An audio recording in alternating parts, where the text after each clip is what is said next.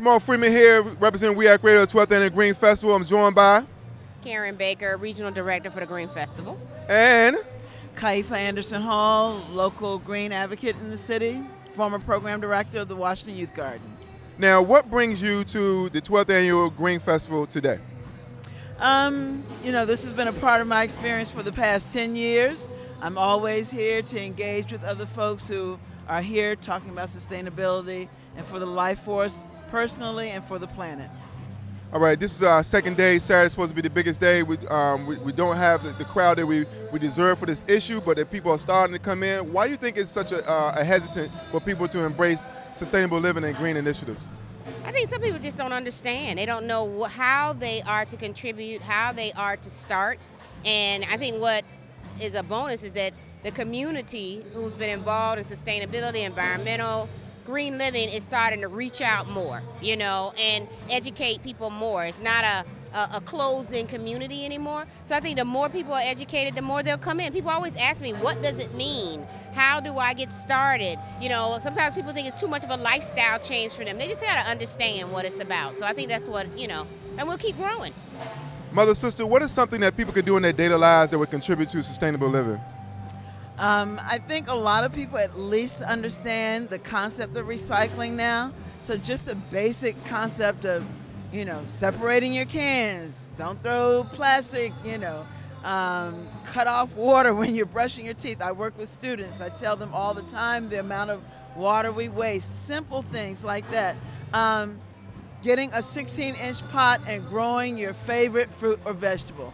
People think that they have to have this large yard or have to go to a community garden. I say start where you are. If you love green peppers and you go to the grocery store, number one, you're paying the price. Number two, you don't know who grew it or how they grew it. Get that pot, get you some good soil, plant you a tomato, plant you a pepper, feed your family healthy. That's one way that you can start. There's so many little ways that you can start every day in your daily life. And if you're going to plant your garden, you got to first educate yourself on what poison ivy looks like, ladies and gentlemen, okay? So we want to make sure that you don't learn the hard way. All right. Now, representing the Green Festival, what do you want people to know about the event that's going on right now? That it is inclusive, that it really is an inclusive event. It's here for education, entertainment. This is the first year that we actually have a music stage, with all different genres of music that are here. We have a fitness pavilion for the first time this year. So I think it's just a celebration. Really, it's a celebration of everybody trying to preserve what we have.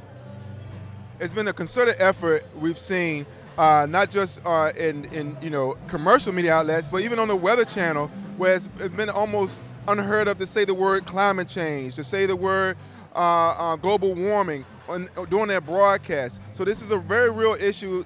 Why do you think people are so hesitant to acknowledge the reality that we have to do something in order to preserve the planet for future generations?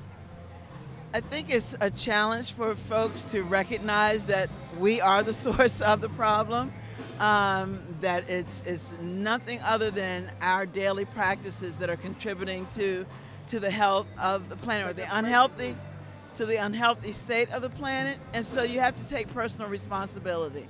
And I think also that people think that it won't impact them, that their lives will be long over before the significant impact of climate change happens. But as you said, we can see it in the change in our seasonal patterns. They've already indicated this year we're already beyond the number of hurricanes slated for an annual year. Our soil is polluted, our environment is polluted. We need to, as much as I love my wonderful truck that gets me around all the time, to the extent that we can, to cut back on the vehicular traffic. And then we won't even talk about our diet and what we do as a planet in terms of meat-based diets. So a lot of personal responsibility has to be assumed. And I think people are challenged by that. And they're challenged by that.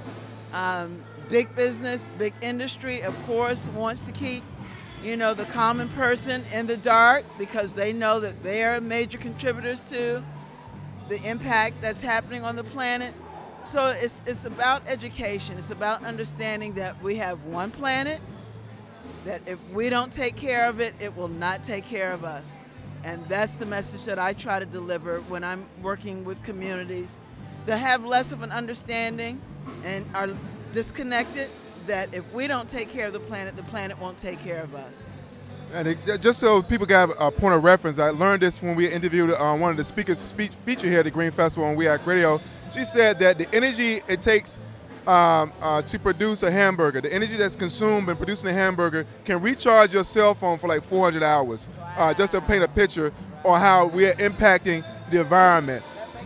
Yeah, that makes it very. Yes, that brings it down to where people are, and that's what you have to do with messaging and education, so it makes it real and people can embrace it and then begin to make some decisions in the right way. All right, so let's give out some information about the Green Festival, contact or promotional information that people can do something with right now. Well, it's greenfestivals.org. You can find us on all the social media at Green Fest or Green Festival, Green Fest Expo, all of those hashtags you can use and you'll find us. Green Festival is also in 5 different cities. So DC isn't the only, it's just one of the foundation inaugural cities. So that's how you can get involved. Green America, you can become a member of Green America and be more an advocate, get more educated. If you want to get certified, all of that stuff you can actually do. So there's, like Mama Kaiva said, there's many different ways. Start small, just start. And your contact information, Mother Sister?